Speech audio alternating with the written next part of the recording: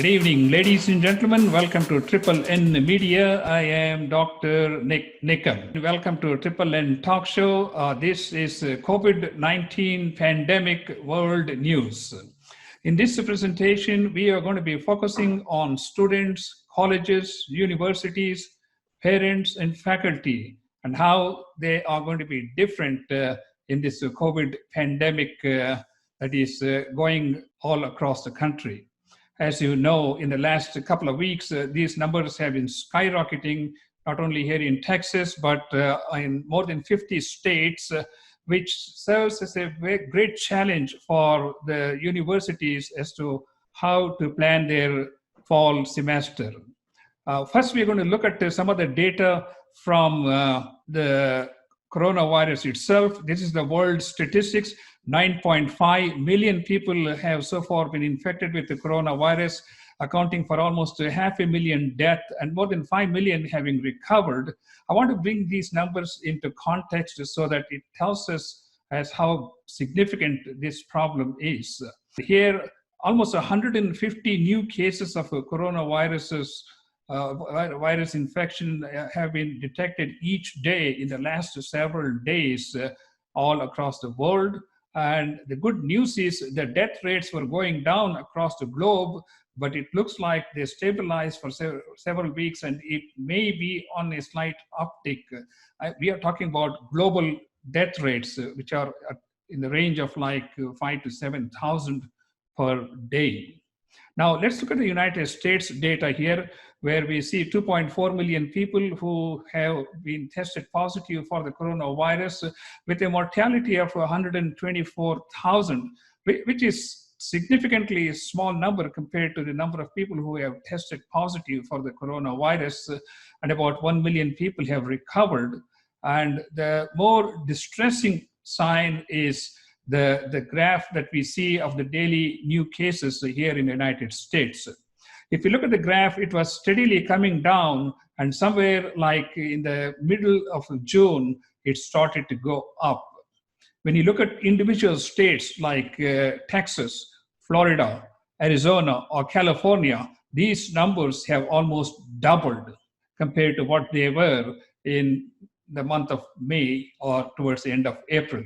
As you know, towards the end of April in Texas, they opened up the first phase. On March 18th, they opened up for business, the phase number 2. And then we had some social unrest, which we're going to talk about and how they have impacted these numbers. And more importantly, these graphs which are going to determine as how the universities are going to approach this with the new development in the last couple of weeks. The death rates in the United States have been steadily going down despite a significant increase in the number of new cases and an uptick in the last 3 to 4 weeks. So hopefully this may be one good sign that we have seen so far. And now let us focus on the main topic for today, and that is the fall semester, especially for the new graduates who are going to be dreaming of going to the university for the first time in their life, and their experiences are going to be quite different from most other students who have gone through in the last 100 years, I should say. And we're going to be focusing on students. We're also going to be focusing on the role of parents and what challenges parents face.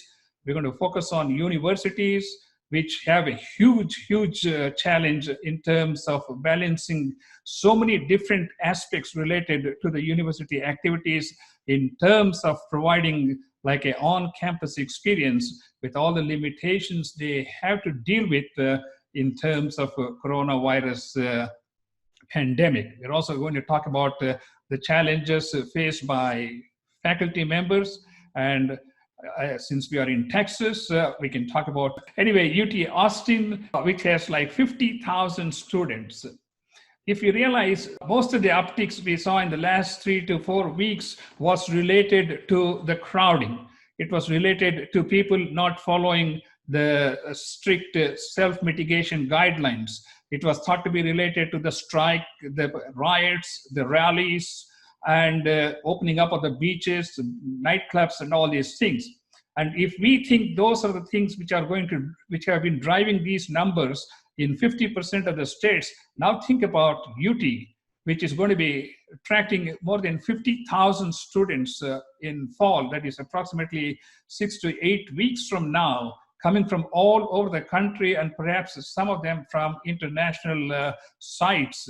So what kind of an effect it's going to have, and how the university is going to address all these different issues. I think we're going to start off with the students. We also have Bangar ready on line here. So let's start off with the students. And here I put some of the points that are of concern as far as, is it going to be online classes or it's going to be on-site classes, and what the dorm life is going to be like. What about sports, semester changes, travel, masks, and much more, and international students and all these other things. Now I would like to turn over to Hari Rao. He has some students in his campus, so he's going to invite them, and then we'll go over some of the challenges that we're going to be facing as freshmen. Like 1 minute, yeah. 1 minute. Okay, as freshmen or returning students, as far as the COVID-19 is concerned. Hello, Bangar, can you hear me? Okay, can you hear me? First of all, thank you, Dr. Sure. Nick and Triple N Network for putting together such a good presentation. Always you focus more on science rather than politics, Yes. especially for COVID is concerned. Yes. So we congratulate you. And I think for everybody on the call, or if you're passing the message, I would suggest for COVID perspective, keep politics out of COVID. Yes. So only science should rule it. Wear mask if you feel like, maintain the distance, and follow clean guidelines, clean ethics. And we cannot move in crowds, big crowds, just because you wear a face mask. And sometimes people, even the mayor of Houston, he wears the face mask, but every time he removes it. If you really look at his saying, so it doesn't matter. But end of the day, how serious you are, stay away from getting virus. Especially, we need to make sure we need to take care of our senior citizens. That is the most important thing, because it suggests that seniors are very vulnerable to this. And Yes. secondly, the good news is, as you said, the strain, the number of deaths are coming down. That's a good news for us. And this tells us that we have to go towards opening colleges.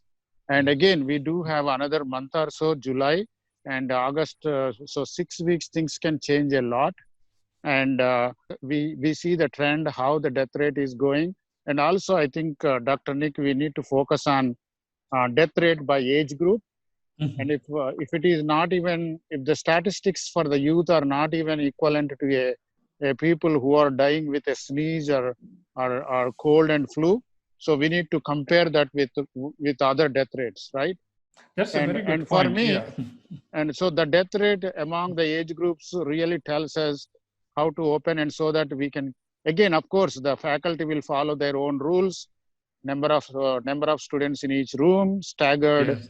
classroom sitting, and all that will happen no matter what. But another thing I just want to add is, I would say the effect of Antifa in universities is more dangerous, honestly, than somebody dying with a COVID. So we need to take that also into account. There is more dangers outside that we have to worry about than just worried about COVID, which has been politicized by both parties. I'm not just saying. Yes. And so finally it comes to us. Why I'm saying is, what you think is good is what you should do it for COVID is concerned. And second is the age group. Look at the age group of the students and see what the trend in death rates for the younger generation. We don't want to lose even a single death, what I mean to say.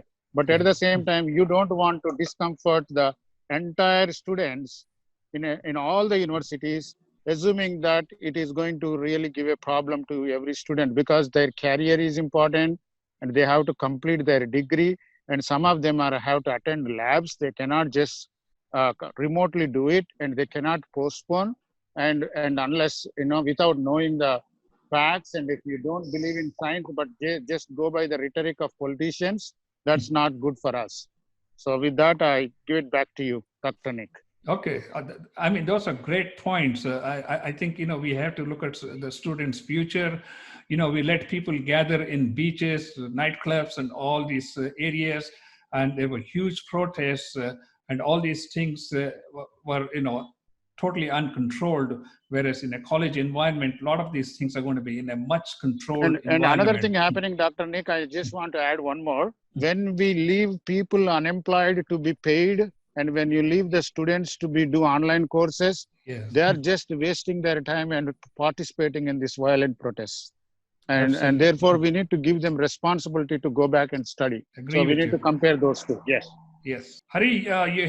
So the feedback I'm getting from the students is that many have signed up for the internships, like this summer, Yeah. and some of them, not all, but they've lost their internships due to the COVID downturn.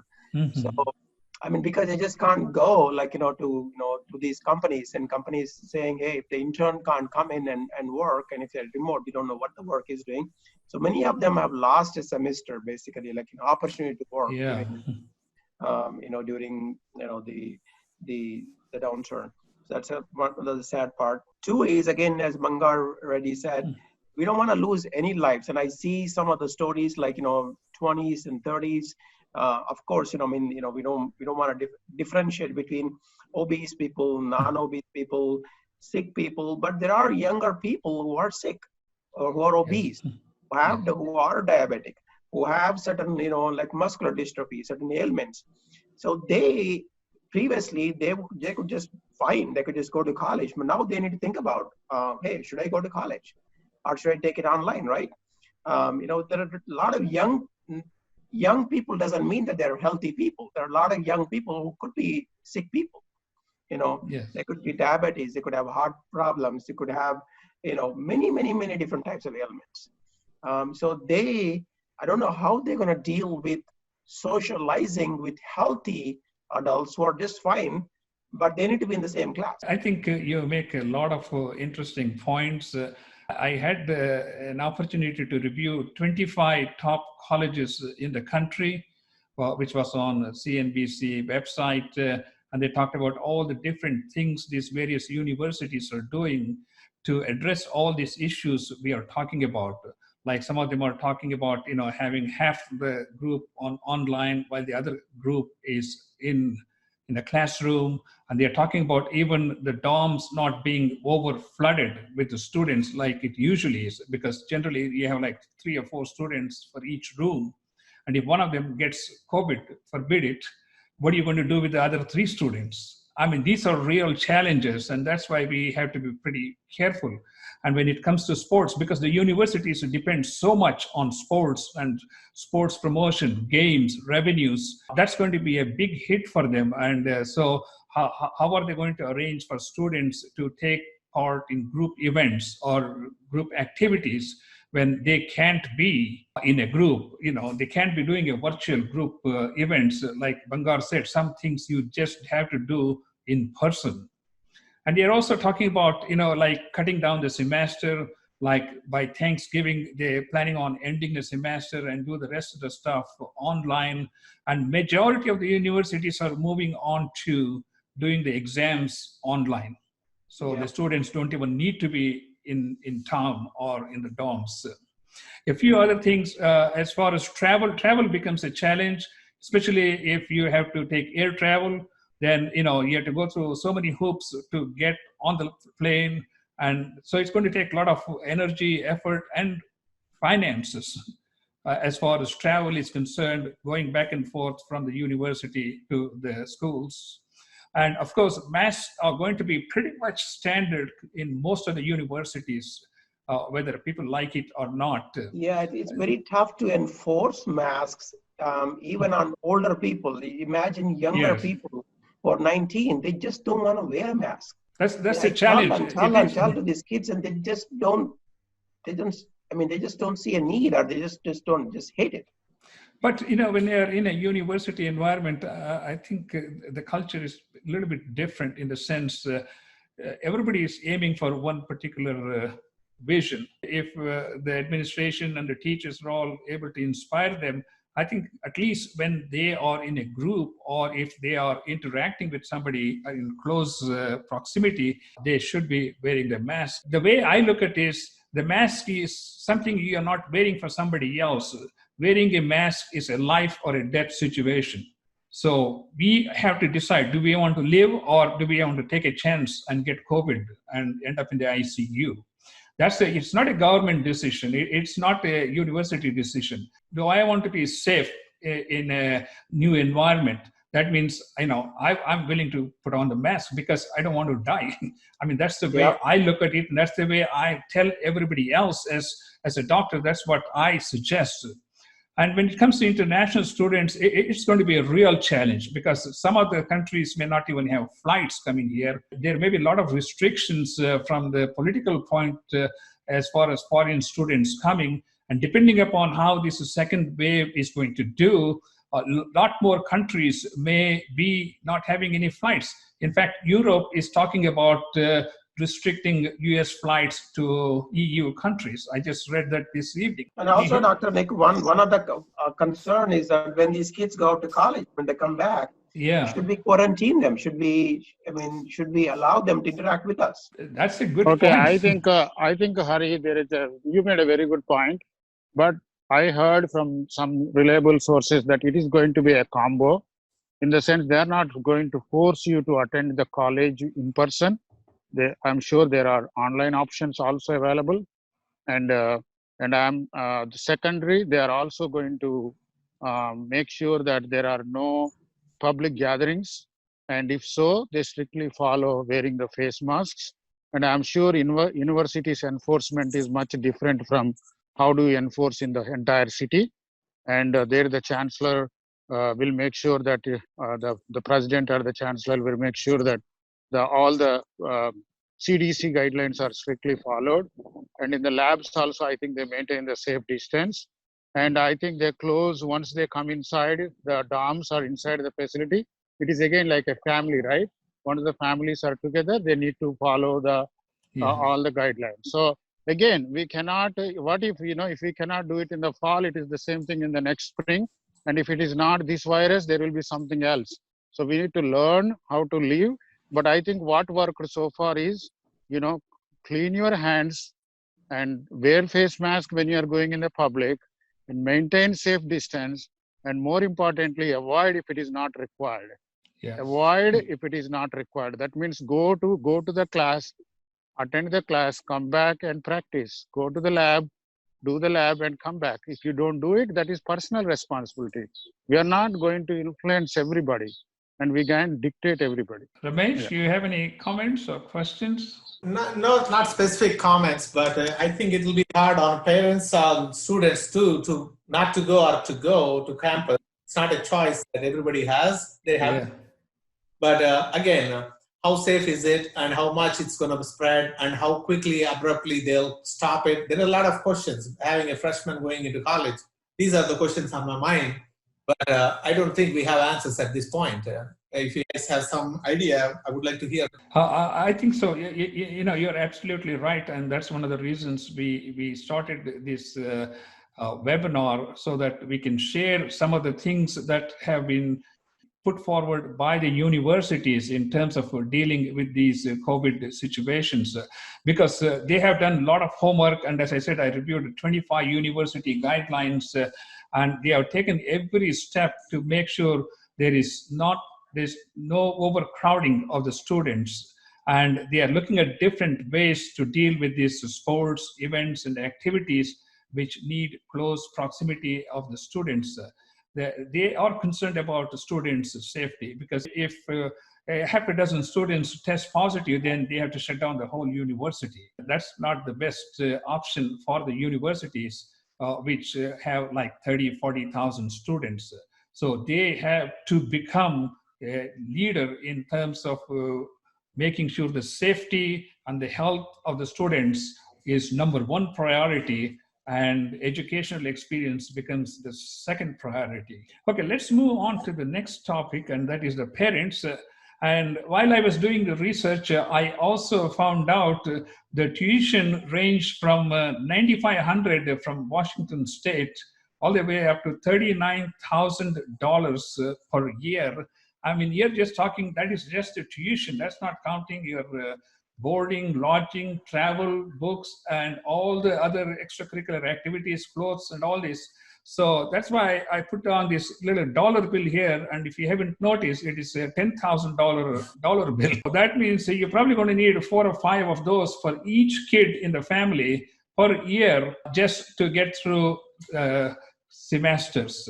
So let's hear from Bangar. Bangar, I think you have kids going to college, and Hari, you have kids going to college. And what are the things that concern you as a parent, besides your health and well-being? So definitely, I think my daughter goes to, she's in the second year. Yeah. She goes to UT Dallas in pre-med. Yeah. And I talked to her. She could not join today, but she's attending online courses for summer. Mm-hmm. And she will continue to probably trying to look at the scenario we are going to see next 2 months, especially, as I said, I'm going to look at the statistics for the youth and the impact of COVID on the youth in realistic terms. And I'm going to depend more on the science. But she already registered for the fall semester, and they have we have not yet taken the apartment yet. That we can take it at any time. So probably next 1 month I'll be planning to either sign the lease based on how things are going. But other than that, everything else remains the same. But university is taking good precautions. They started debating on it, and most probably I think they will take the opinion of all the professors and the safety. I'm sure they are going to have a COVID unit nearby, so that if something, they probably test when they are going into the classroom, test the temperatures. Yeah. So and also I'm sure they are going to avoid any sports related activities or mass gatherings, as you said. So it's like a combo, it's limited. Yes. But I'm not saying that I'm not encouraging, but I say that unless we start thinking about it, we are not going to solve the problem. And at this point, it is a 50-50, but everybody has registered and they are planning to go in fall unless things change. And most probably we are going to look at how COVID is going to be weak or strong in the next few months. And accordingly, we will make that decision.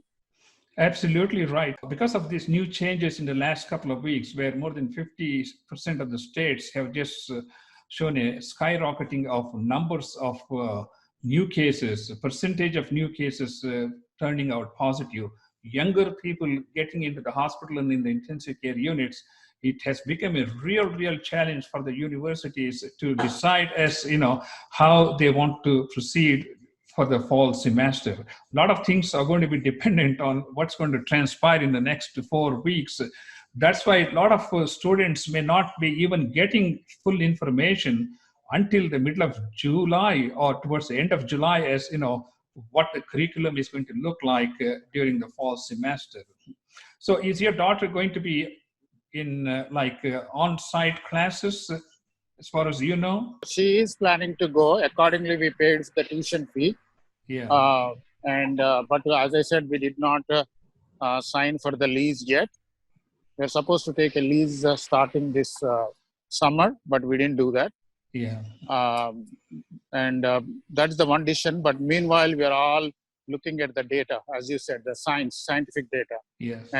And maybe more people are getting impacted, but that way we get the more number of results. I want to really look at the results and see what's happening and who are getting it.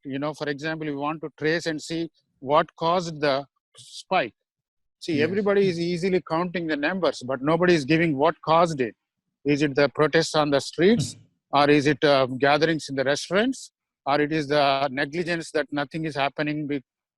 Somebody may be just thinking this COVID is just a story for them or hoax for them. Maybe they are not taking precautions.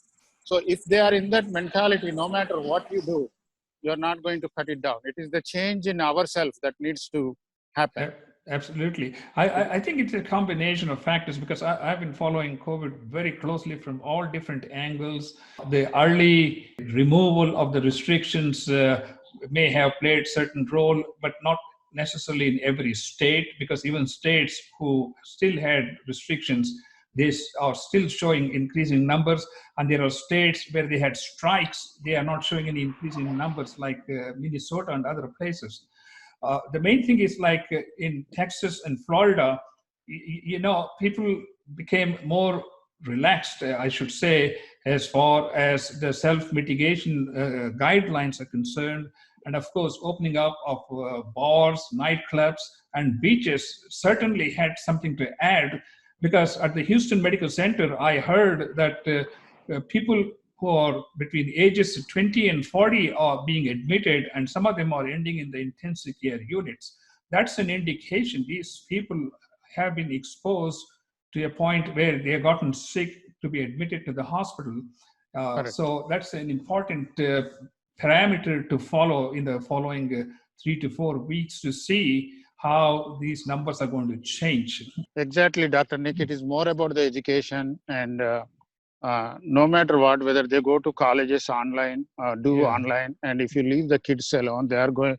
We should not encourage going to clubs or mass gatherings. I know we cut down all the parties, no more parties, no more family gatherings.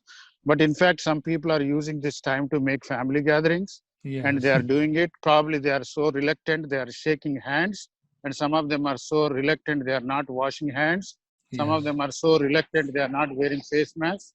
So these are the things we need to follow. And it is not for the public, but as I said, it is your choice, your individual choice. Yes. And we have to still follow the CDC guidelines. And I'm not saying we still have to follow the county and state guidelines.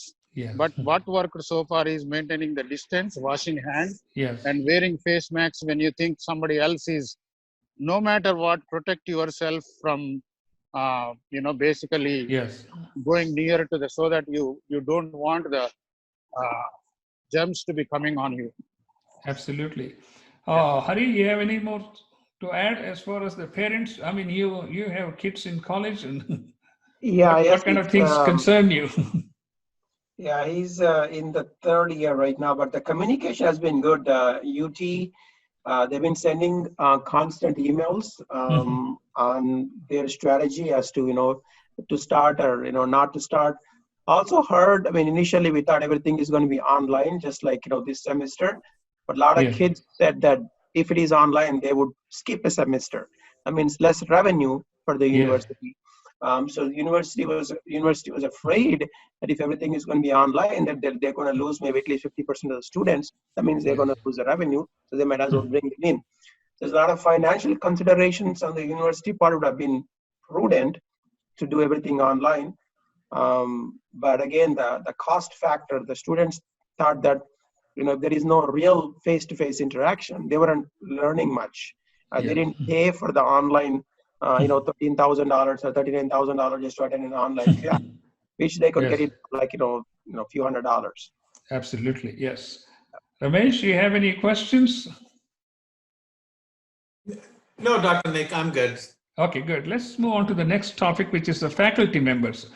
Of course, we talk about the students and the administration, admission office and all these things.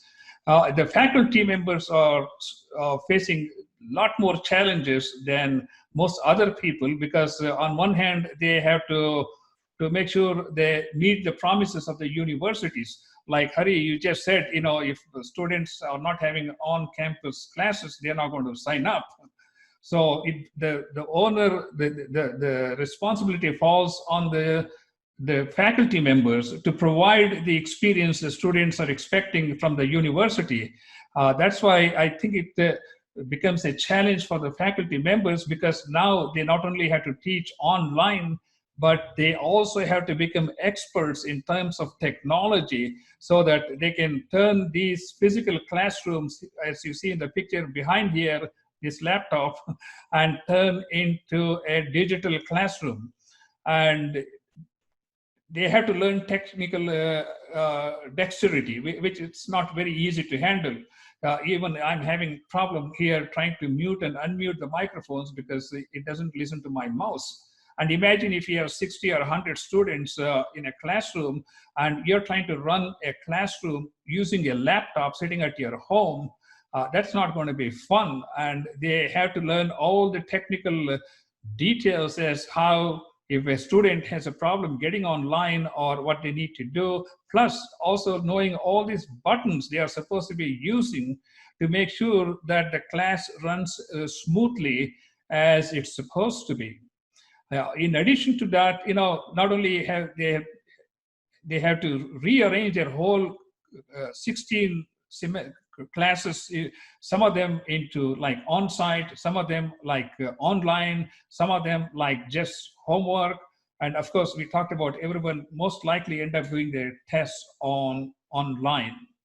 And some of the other things I found out while we were doing research was that some of these faculty members had to take a pay cut, because if they are going to do classes online, there's going to be a lot of revenue lost in terms of students not being in the campus, not using the cafeteria, not using the resources in the university campus. That's going to drive the revenue down.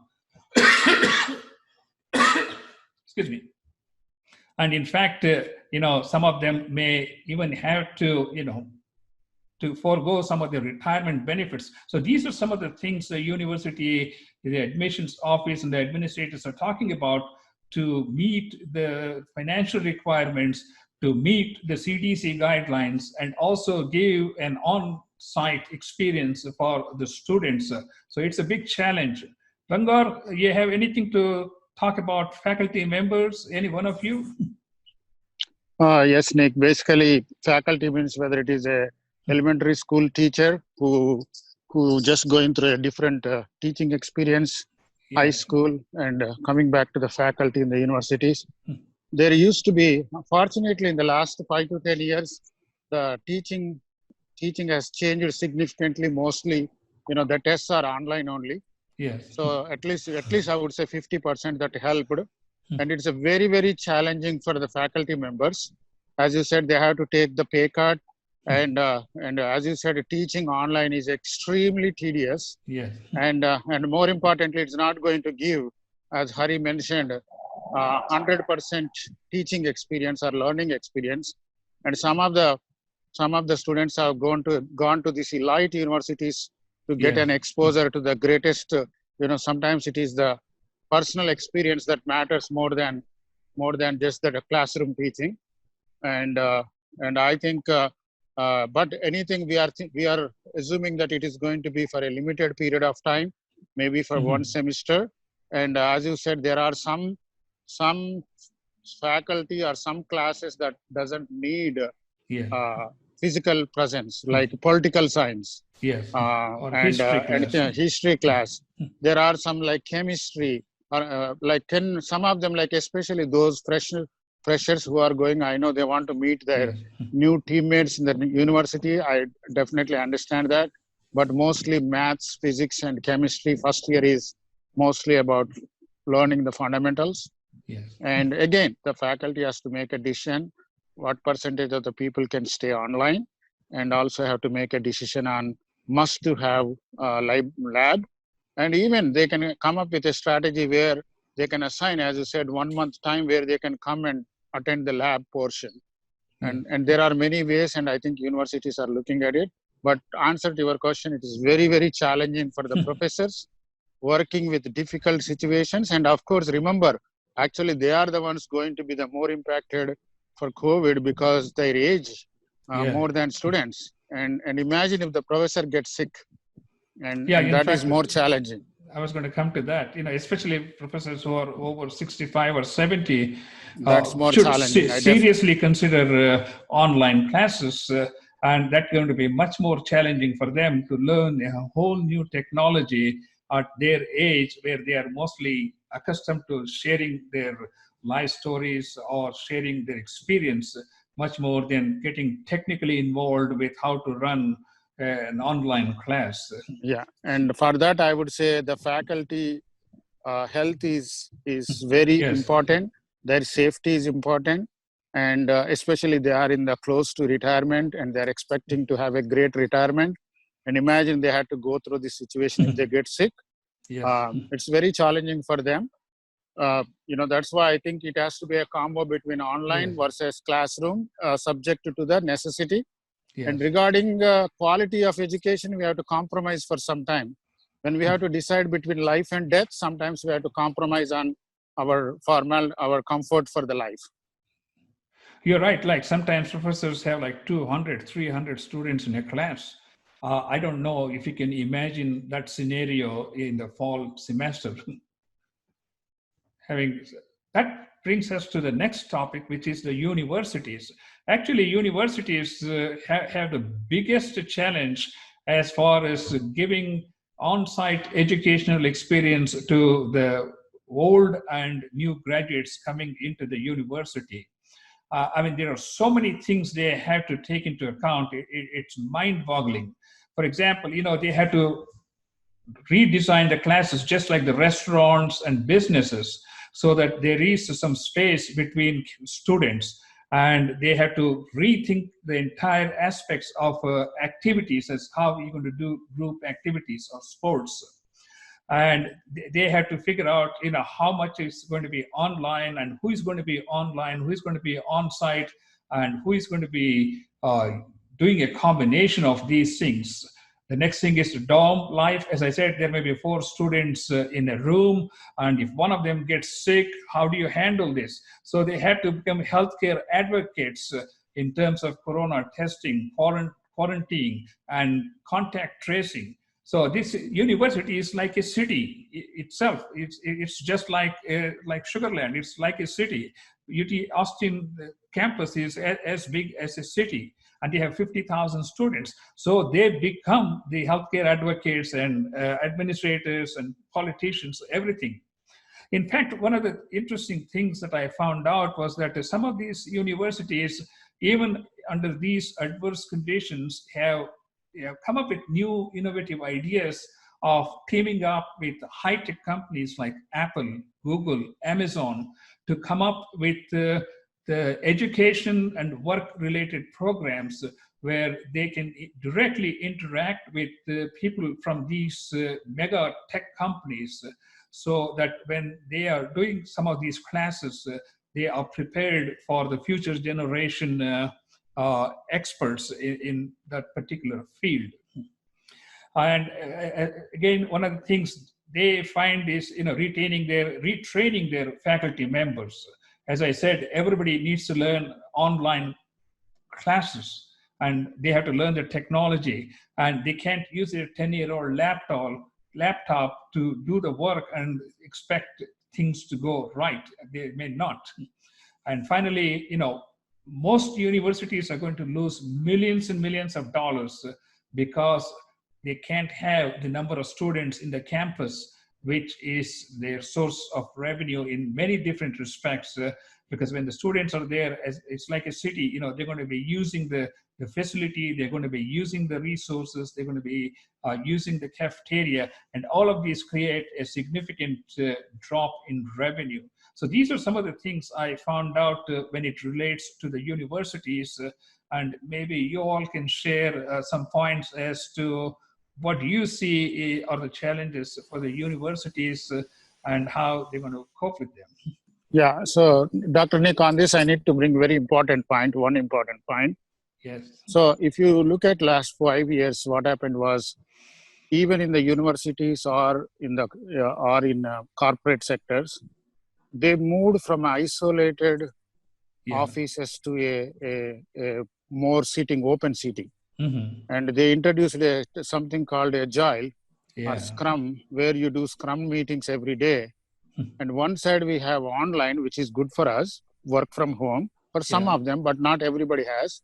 But most of the corporates have adopted this culture where all will be assembled and working together. And actually that is not working in favor because of this COVID. And same thing in the universities. I really sorry for the freshers, because they are supposed to have a beautiful experience when they go and enter into the first day of the class. And the first day will be a most memorable one that remain in their lifetime. And when my daughter went, I was so excited too, going there, looking at these beautiful classrooms and outside of the public places where people can have an open sitting and you have connections everywhere, Wi-Fi, and you can study anywhere you want. You don't have to be in the library.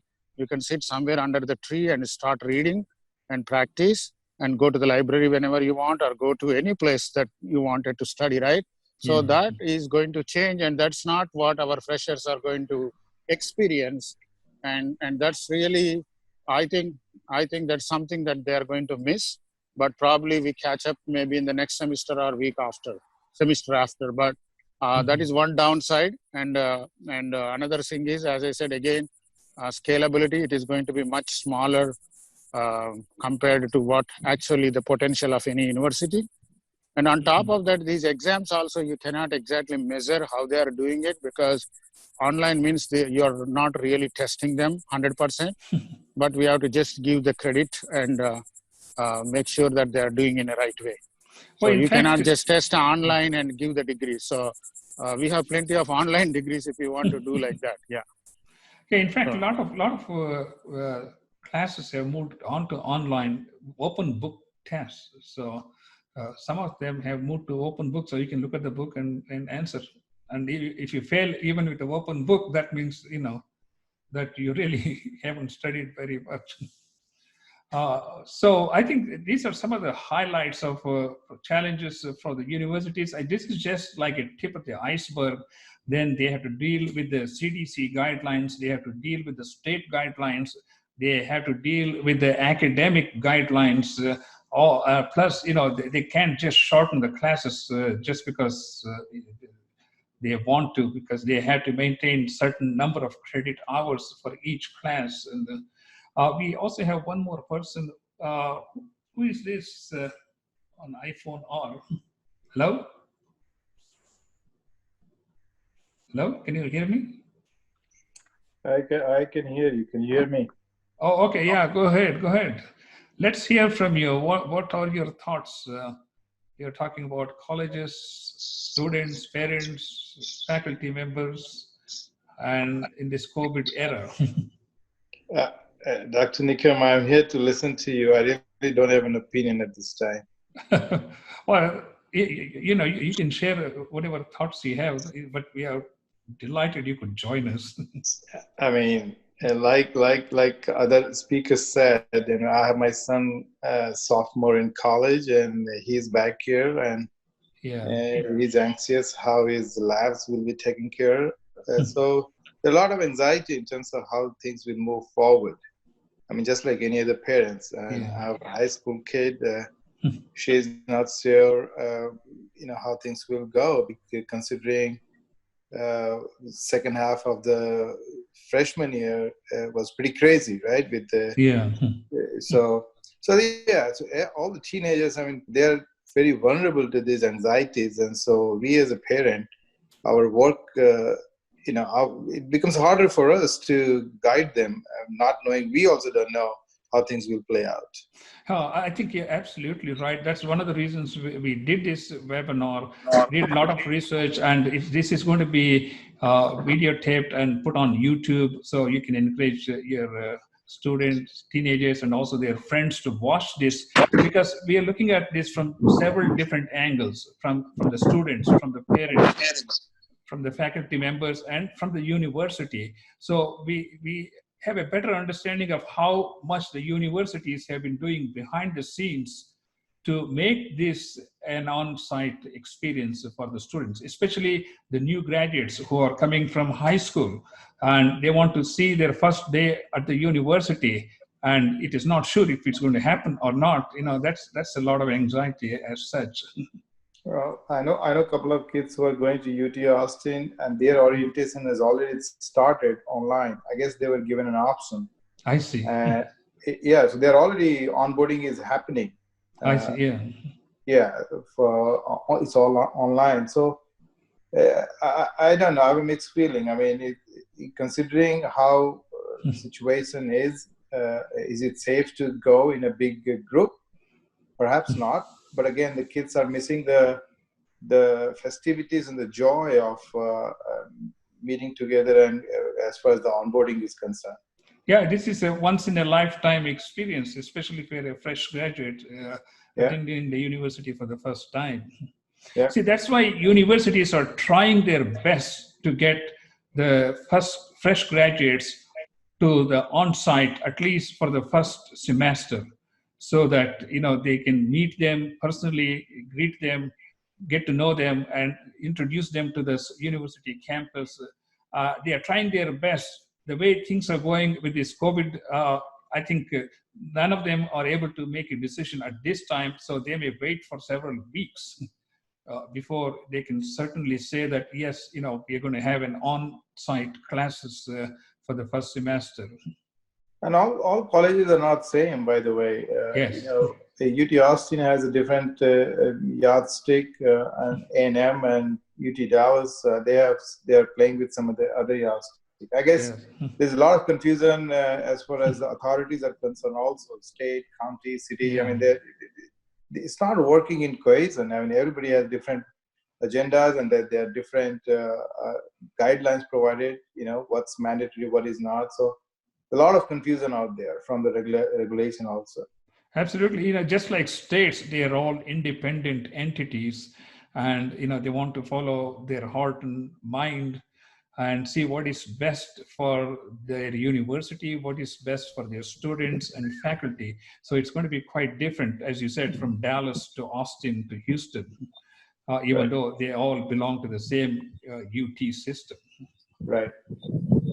Yeah, again, Dr. Nick, they have to follow the city. For example, Houston has more impact on COVID compared to some other, maybe Texas A&M might not have that many cases because it is more in the urban area, so rural area. So we need to consider that. But again, we need to close the campus for too many outside visits. A lot goes into it, as I said, but always the freshers wanted to have that great experience. But at the same time, in the fear of, especially living parents for the first time and going there, not knowing what to do, what not to do. And everything is a new experience. And I think it's a big impact for freshers, number one, and also big impact for the senior professors who are, between age 50 plus above. It's very difficult for them to take the risk at this time. Yeah. Thank you very much, Ramesh, Bangar Alluri, and my other friend, and also Hari. It's been a pleasure talking to you, and it's been a pleasure sharing with you some of the views and opinions about what to expect in fall for students, for faculty members, for parents, and for the universities to have that on-site experience, especially for the freshman graduates. You have been watching Triple N Media. This is a COVID-19 pandemic update. Thank you so much for watching, and we will see you next time. Thank you so much. Thank you, Dr. Nick. Thank you. Bye. Thank you.